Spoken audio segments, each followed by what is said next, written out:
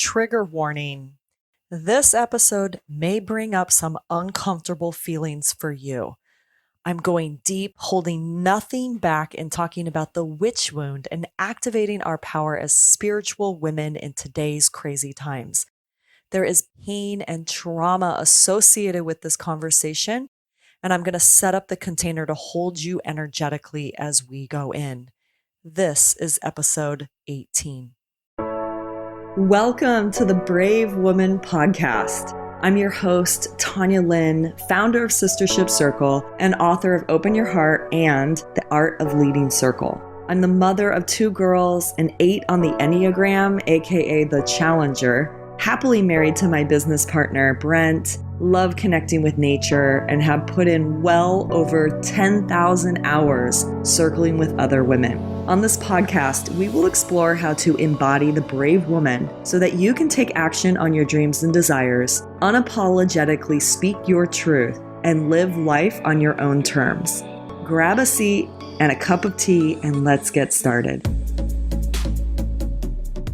The Brave Woman Podcast is brought to you by Sistership Circle, a worldwide organization that offers leadership training for women to start their own women's circles. Do you feel called to start a women's circle, or are you currently leading one and want to make it even better? Jean Shinoda Bolin, author of The Millionth Circle, said that the opposite of patriarchy is circle, and the tipping point for change is when we have 1 million circles on the planet. It's true. When women gather, magic happens. Women's circles are the new yoga, with stars like Jennifer Aniston coming out publicly that she's been in a women's circle for years. If you've been wanting to start a circle to bring women together in your community because you desire connection and a place to belong, or you have an existing business and want to create more community around you, then Sistership Circle has a free book for you to get started. This book will simplify the process and inspire you to get out there and put your circles on the map. To get started today, go to sistershipcircle.com/podcast-book. You'll see the clickable link at the bottom of this episode's show notes. And now, on to our show.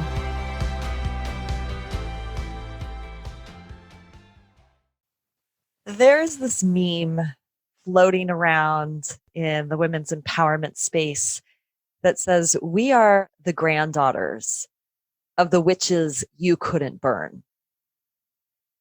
And it always gets a million likes and really gets people excited and feeling empowered.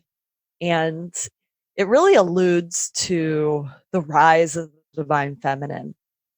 And last week in episode 17, I talked about this imbalance of masculine and feminine. Like, how did we get here? And I said that in this episode, we were going to go deeper into that. And so we're going to go deeper. We're going to go into the witch wound. And so in this podcast, what I want to do is go into the history. And this is something that you can research. We can all look up, and it's nothing new.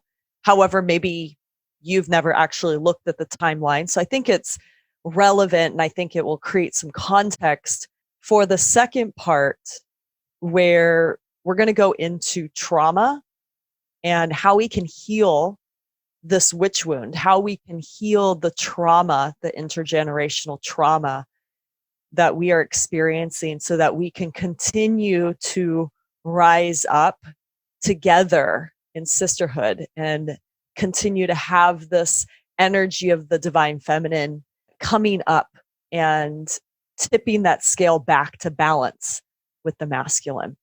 A few weeks ago, my friend Ina Lucas, who I interviewed about unschooling, you could go check out her episode.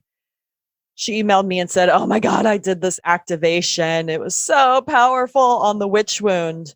And she said, "Make sure you're lying down when you listen to it." And I'll add that into the show notes. She gave me permission to share it because it's so powerful. And I was having this really visceral experience and this memory as I was listening to her activation. I had done some past life regressions. This was maybe 10 years ago, when I was really in this discovery and understanding of my past and where these patterns coming from. And during this one past life regression that I did in New York City, I'll never forget it. I all of a sudden was like contorting my body. And the woman who was guiding me through said, "What's happening? Like, why is your body changing? Tell me what's happening."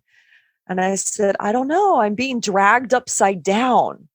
And I saw myself in this medieval field with my neck somehow broken. And I think I was about dead.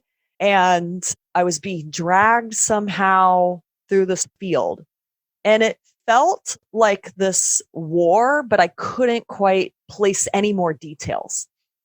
And as I was in this witch wound activation with Ina, it brought me right back to that memory. And I thought, oh, wow, that might have been me being chopped off by the neck or burned at the stake as a witch during the burning times.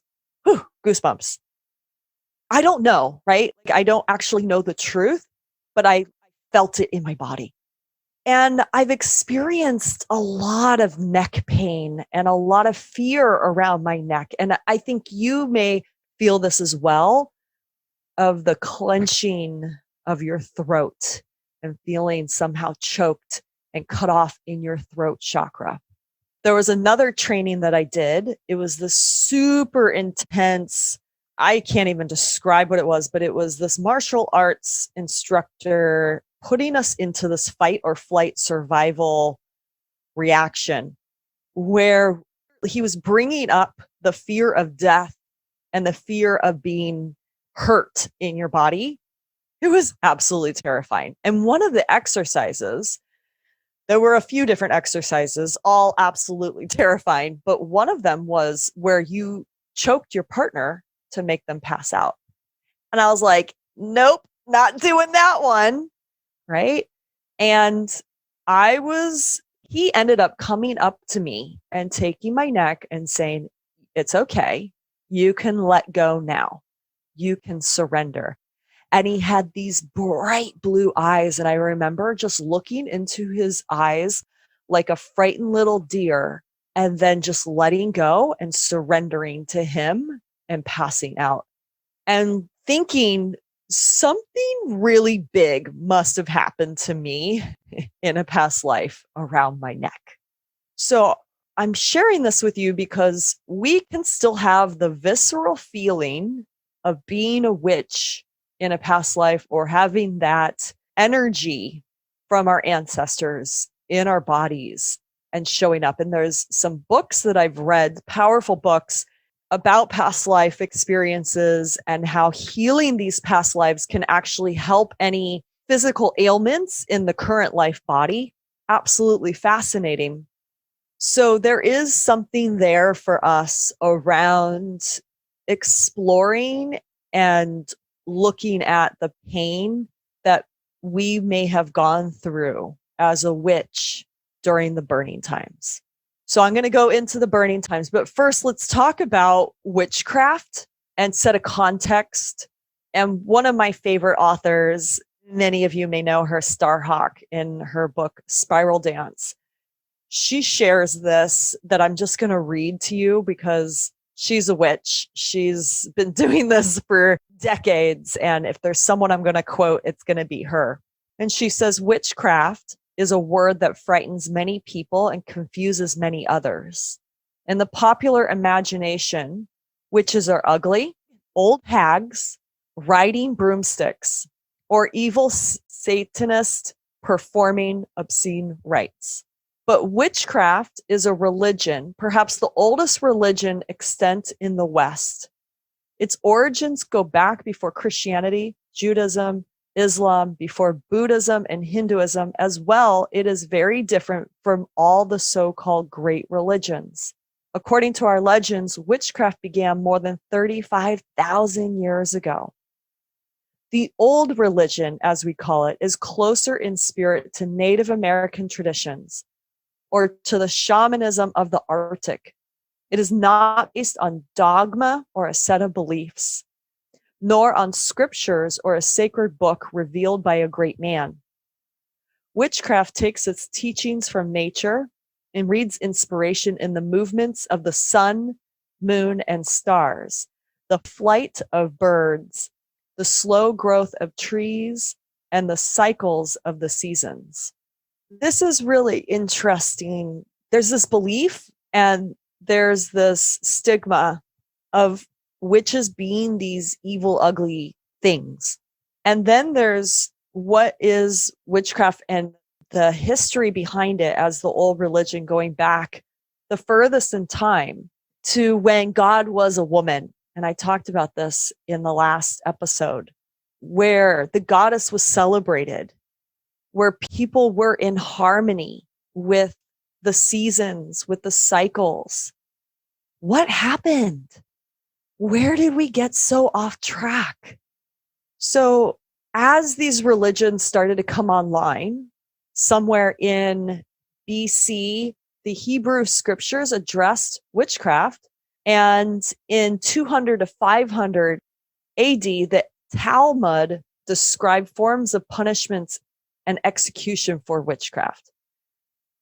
So there's some kind of conflict going on, right? This old religion versus these new religions, just judgment and this conflict of interest, essentially. And then around 910, there was the canon episcopi. This is a medieval canon law, and it described folk beliefs in the kingdom of the Franks just before the beginning of the Holy Roman Empire. And this law condemned maleficum, which is bad doing, and we'll come back to that word in a little bit, and sorlegium, fortune telling. But it said that most stories of these acts were fantasy. And it also argued that those who believed they could somehow magically fly were suffering from delusions. Now, if you've read Autobiography of a Yogi, he talks about levitating and flying like through time and space.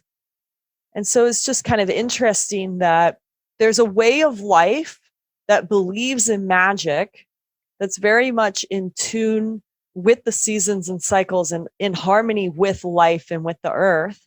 And then there's this distorting and like, nope, that's not true. Nope, this is not. No. Magic? No. And that's really where we have been.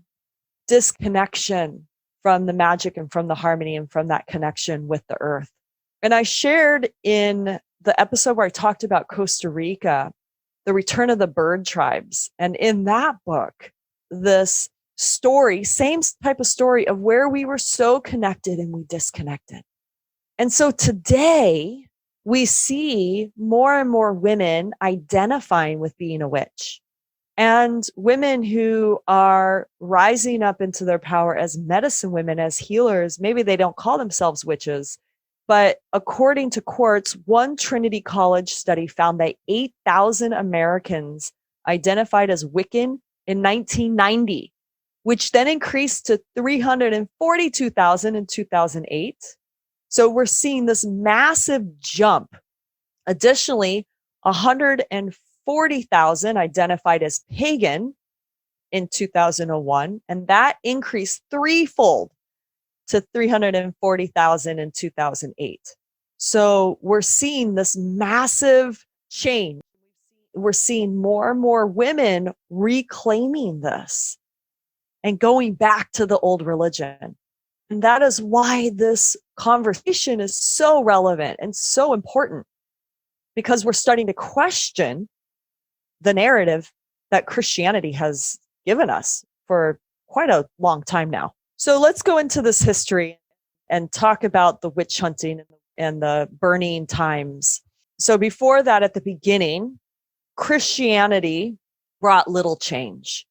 And so peasants saw in the story of Christ only a new version of their own ancient tales of the mother goddess and her divine child who is sacrificed and reborn. Country priests would often lead the dances at the Sabbats or great festivals. And the covens, which preserved the knowledge of the subtle forces, were called Wicca.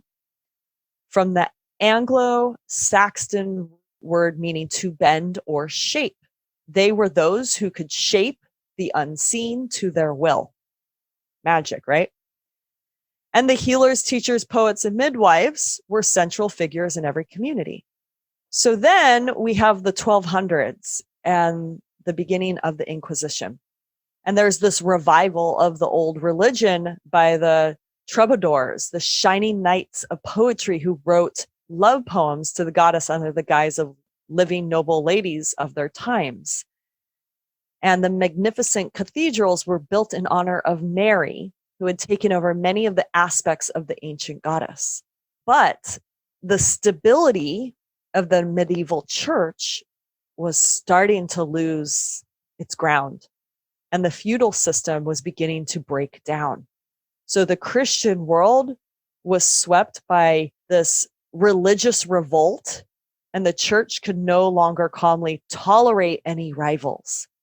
So we've got Pope Gregory the Ninth, who formed the inquisitorial court to weed out the heretics.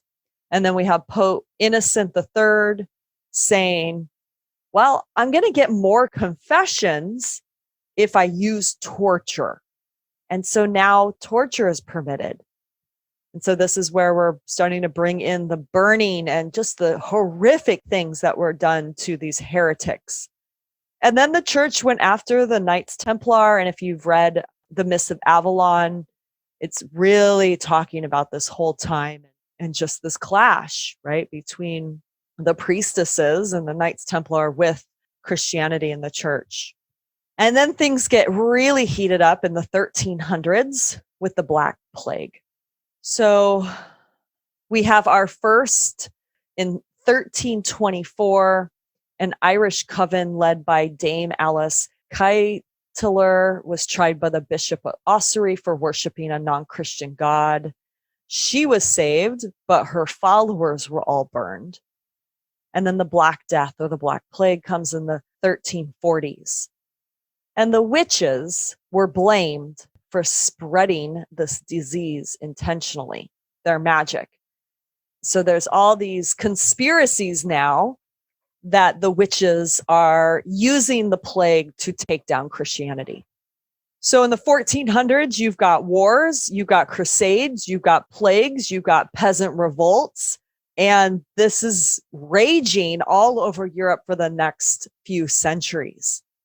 And we've got Joan of Arc, the Maid of Orleans, and maiden is a term of high respect in witchcraft. And this is suggested that the French peasantry loved her so much because she was a leader of the old religion. And so she was burned as a witch by the English in 1431. And then in 1450, the Catholic Church announces that witches eat babies and sell their souls to the devil, which is kind of reminding me of the story of Lilith. It was said, was mentioned once in the Bible and was mentioned in other texts as Adam's first wife, who was essentially kicked out and then told that she was a devil and she was known to kill babies and she was just sexual demon, essentially. And here we start the witch hunts. And this gets really, really heated up with the publication of Malleus Maleficarium, which is the witch's hammer. And so this book is describing all sorts of vile activities allegedly practiced by the witches. So now we're starting to have those stories and this concept of the witch and the way we're portraying her. And here were these creative methods, these ways of torturing to get confessions out of accused. And for more than 100 years, this book sold more copies than any other book in Europe except the Bible. So it probably made witch hunting go viral. And what it said is that all witchcraft stems from carnal lust, which is in women insatiable. And between the years of 1500 to 1660, it's said that up to 80,000 suspected witches were put to death in Europe, and around 80% of them were women thought to be in cahoots with the devil and filled with lust. So we're starting to see in 1500 the witch trials go up, and Protestantism was also rising. Just pausing for a moment. And there are some accounts saying that over 9 million witches have been hunted and burned and killed and tortured. And you might actually be feeling this coming up in your body. I do. I can feel it rising. I can feel the anxiety, nausea. It's, oh, I just want to get it out of my body. So just paying attention to the feeling that's coming up, noticing what you're feeling, and continuing to listen as I go through this some more. 1532 was when fire was introduced. The Constitutio Criminalis Carolina by Emperor Charles V declared that harmful witchcraft should be punished by death by fire. Witchcraft that resulted in no harm was to be punished otherwise. So this is when we start to have the burning times. There were witch hunters and informers who were paid for convictions. And there was this rising male medical establishment that could take advantage of the witch hunting to get rid of all the midwives and village herbalists who were their major economic competitors. And for some, it was a time to get rid of disliked neighbors. And many of the people accused of witchcraft are actually targeted in battles between the Catholics and the Protestants. And others are landowners whose property had been seized by the church. So it's not even just about witches, but it's this general hunting of those who we are somehow in disagreement with. And it's creating this divide. It's an excuse to go after those who are not like you. Witches themselves say that few of those tried during the burning times actually belonged to covens or were members of the craft. There were some victims who were elderly, mentally ill, women whose looks weren't pleasing, or village beauties who were bruising the wrong egos. There's homosexuals and free thinkers, and hundreds of victims were put to death in a day. In 1542, there's the first Witchcraft Act in England. So now it is a secular crime. And that continues to go to Russia with a decree in 1552, in the 1560s, South Germany. And then we have a second English Witchcraft Act in 1563. And they estimate that the largest number of witchcraft cases was from 1580 to 1650. And there were so many books and these laws, acts to expand the hunt. And then it starts to slide down, and we see the last documented witch hangings in England in 1682. But 10 years later, it starts up again in America with the Salem witch trials. And those took place for almost actually 25 years. Then English, Austria, Hungary, they're all ending their trials in the 1700s. But then a Tennessee man is prosecuted for witchcraft again in 1833. And in 2011, Amina bint Abdul Halim Nassar was beheaded in Saudi Arabia for witchcraft. The German church finally apologizes for witch burning after 400 years of silence.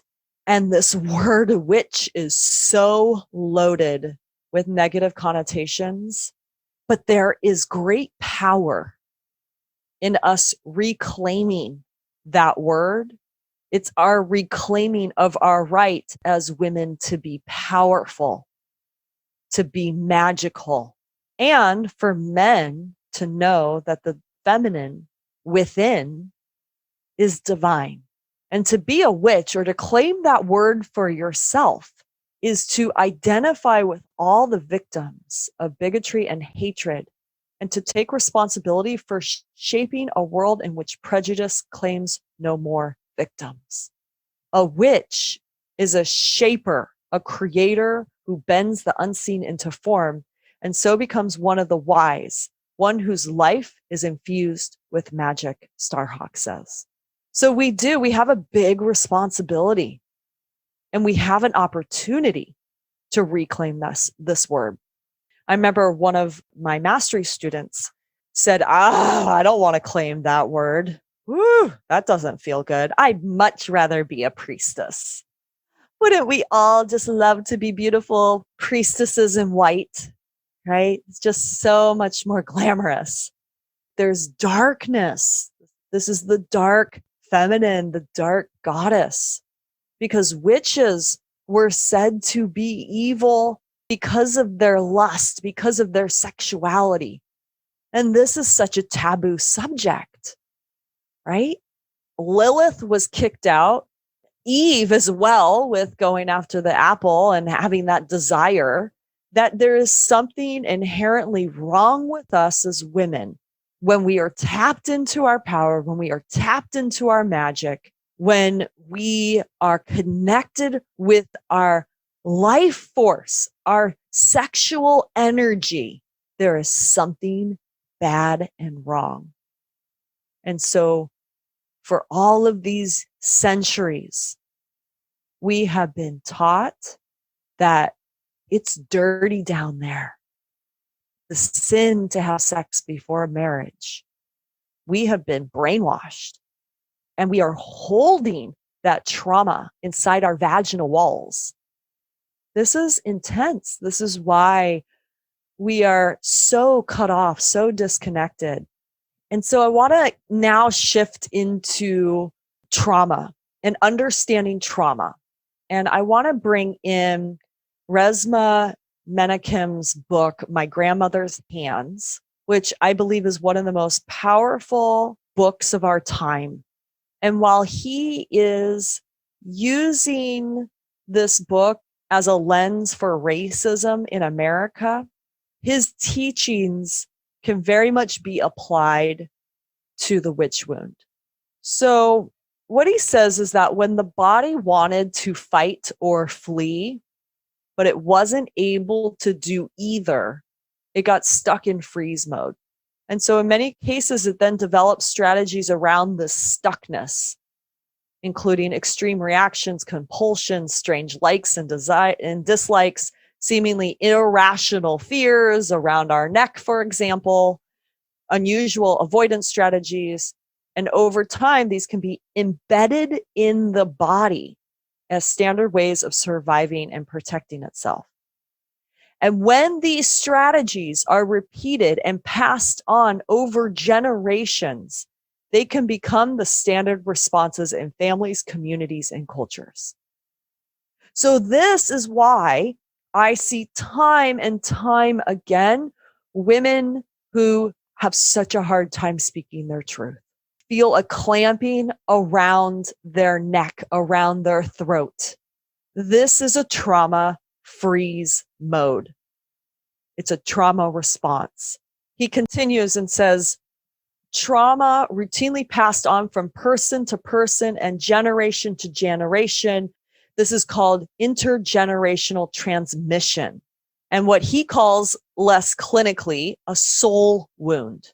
And so this occurs in multiple ways: through families in which one family member abuses or mistreats another, through unsafe or abusive systems, structures, institutions, or cultural norms, through our genes. So it can actually be passed on in our DNA expression through the biochemistry of the human egg, sperm, and womb. So this is where we're at. This explains everything. So if we look at that timeline and we look at the history and we see what happened over generations, how long was the burning times? We're talking a few centuries. We're talking about a few different generations. That has been deeply embedded into our bodies, into our biochemistry. Do you get the impact of this? And then he goes on to say, and he's talking about the burning times, the 1500s and 1600s in England were anything but gentle times. People were routinely burned at the stake. Torture was an official instrument of the English government. The famous Tower of London was in part a huge torture chamber. And one of the many torture devices in the tower, the rack, was used to stretch human bodies and pull them apart. I'm not even going into the type of torture that was being used during this time. And so what he says is that this has been passed over Europe. You see it come into America because the Puritans were actually escaping the persecution from Europe. But all that trauma is trapped in their bodies. And so what do? The Puritans, other Puritans who were disobedient, were found guilty of witchery. So powerful white bodies routinely punished less powerful white bodies. He gives the example during the Salem witch trials of 80-year-old Gillis Corey was stripped naked and over a period of 2 days slowly crushed to death under a pile of rocks. So the Puritans learned this from Europe. There's no escaping that trauma. When we are traumatized, we just continue to pass that on.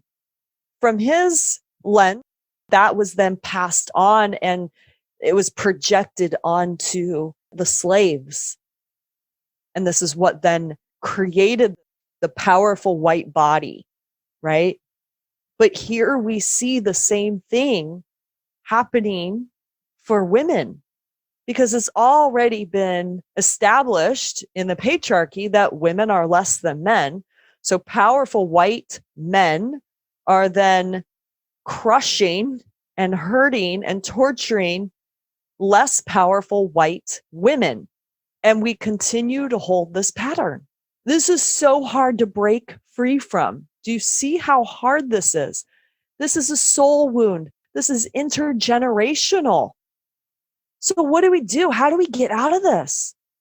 Well, the good news is more and more women are reclaiming the word witch. More and more women are gathering in circle.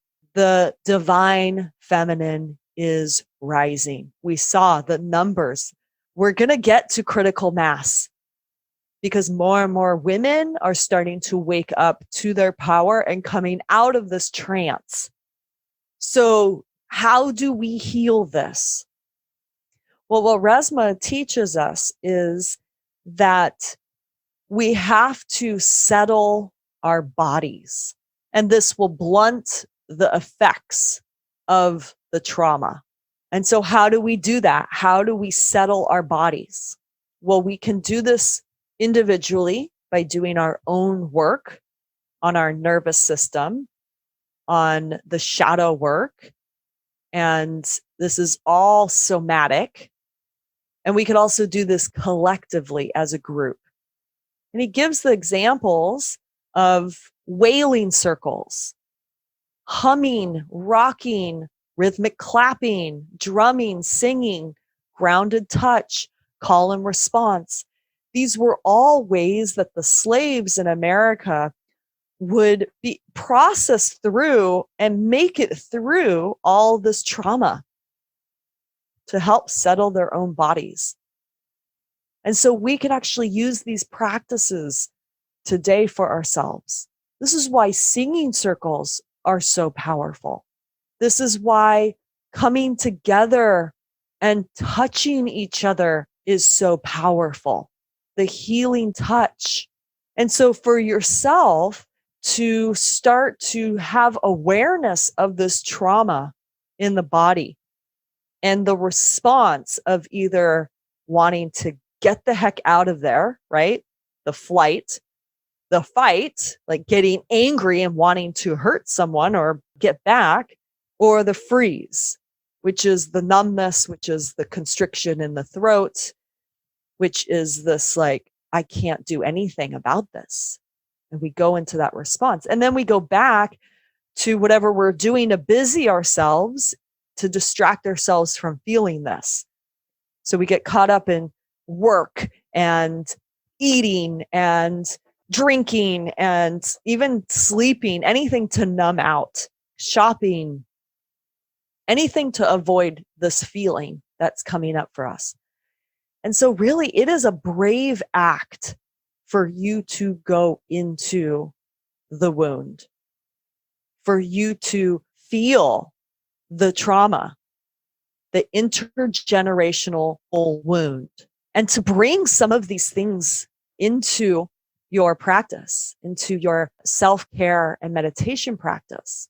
Humming, rocking, drumming, singing, these things can help to ground the body. And so even just placing your hand on your heart and getting into your body, giving yourself that touch. And the vagus nerve runs through the front of your body, and just simply stroking the vagus nerve can help to soothe and calm the body. So this is how this works, is that when you become a settled body, when you are able to ground and to not be in the trauma response and start to heal this soul wound, then the bodies around you start to be impacted by that, and they start to settle. And this is the power of circle. This is why sisterhood is on the rise. This is why we are feeling so called to come together in circle, and why it is so important. Because when we come together in circle, we collectively heal and settle the trauma in our bodies. We start to heal ourselves and each other, and that ripples out. Women supporting women is rewriting this narrative, right? Because back in the witch burning days, people turned on each other. There was a lot of snitching going on, turning in your neighbor, turning in your sister. And that, we have to rewrite that story. Women feel so betrayed by other women. We must come together with open hearts to heal, to say, no more. I'm not playing into this competition, comparison, cattiness, betrayal. No, like, I am rewriting. I'm drawing my line in the sand. I am saying no more to this. And that's what we're doing at Sistership Circle. In Circle, we can reclaim our voice. We can reclaim our body. And through healing the sister wound, we also help to heal the witch wound. The witch wound, the mother wound, and the sister wound are all very much related. And so what we can learn here, so that we don't continue to repeat history, because if you understand about trauma and healing, is that the same thing keeps coming up for you over and over again until you heal it, right? You're going to continue to attract the same partner, the same lover into your life until you stop that pattern and recognize it and heal it. So the same thing here is, we can actually stop this intergenerational wound from continuing any further. We can draw our line in the sand if we really get the lessons here. And so what do we learn? Body autonomy and sovereignty. This is my body. There is nothing wrong with it. It is super powerful, and I can give birth, right? Like, I have this creative life force. I have the Shakti energy within me. What? Like, for us to be in awe of the magic of these bodies. If I can learn how magical my body is, and how I, in my connection with the earth, can basically practice my magic, whatever my magic is, that I was brought here for a reason. And I have my gifts and my superpowers and my intuitive psychic abilities. That's how we can rewrite this whole story. I know who I am. I am a sovereign being. I was brought here with a specific set of tools to use to forward the collective, to help humanity evolve. That's why I was brought here right now. That's why you were brought here right now. So we have to remember that. We have to claim it. And despite the trauma response, we have to notice when we go into freeze and choose to take an action anyway. That is how we get unstuck. And we must also remember our collective magic, the magic of circle, the magic of our intentions coming together. We must gather. If we take a moment to look at today's political climate and the COVID response through the lens of witch burning, it might give us a really interesting perspective. There are a lot of narratives out there right now, and I don't profess to know the truth. I don't think any of us know the truth. I think the important thing is to remain open and to not get in this pattern of who's right and who's wrong, who's better than, who's less than, none of that. That's what was happening in the witch burning days, right? And so we can look at COVID as like the Black Death, the Black Plague. And there's this censorship happening for anyone questioning the authorities, mostly alternative health experts. There's this control and these lockdowns and these laws. And all of a sudden, we're in this war on the disease, which essentially means that it's a war on you and a war on me, that there's something wrong with our bodies now. That, to me, is really scary because it's forgetting our magic. It's forgetting the power of these bodies. It's forgetting the power of nature, disconnection with life itself, and understanding the cycles and seasons and rhythms. And we really need to question the narrative, just like in the lens of witch burning days. Like, there was a main central narrative, and it was very much controlling everyone else. Well, what's fake news and what isn't, and why all of a sudden are we censoring fake news, and who says is fake news, and all this stuff. And then we've got this contact tracing, and we're being told we can't gather. Isn't that what happened in the witch burning days? So it's just something to think about. And for us to not get in some kind of trance of fear, because what's fear do? Fear disconnects us from our intuition, and fear disconnects us from our power and makes us do some crazy things. And that's not the route we want to take. We're here to create harmony with the planet. We're here to create unity amongst people. So reclaim the witch within you. Practice your magic. Remember that the witch is a shape, a creator who bends the unseen into form, whose life is infused with magic. You can create this world. We can create this world. Anything is possible. That's what the witches know. And that's what we're standing for. If you just listened to this show, I'd love for you to leave the Brave Woman podcast an honest review. Reviews help podcasts like this one grow, making it more possible for me to devote my time, energy, and money to its production. If you take a screenshot of your review and email it to support@sistershipcircle.com, we'll send you one of our archetype activations as a thank you gift. If you like this show and have been watching for a while, or even this is the first one, I have an ask of you. This feels vulnerable, but I know I need to model the brave woman every day in as many ways as I can. Here's my ask. This podcast costs a lot of time, money, and energy to produce it. And in order for it to be sustainable over the long term, I need financial sponsorship. A simple way for you to support is by buying me a cup of coffee. Cute, huh? If everyone who listened bought me a cup of coffee for $1, $3, $5, it would cover the cost of production. So you can do this at sistershipcircle.com/coffee. Thank you so much for your love and support. Up next, this woman is one of our bravest guests yet, creating her documentaries Thrive 1 and Thrive 2 that have been viewed over 80 million times around the world. Kimberly Carter Gamble gets real about her fearless inquiry to find the truth, follow the money, and take a stand for a better world.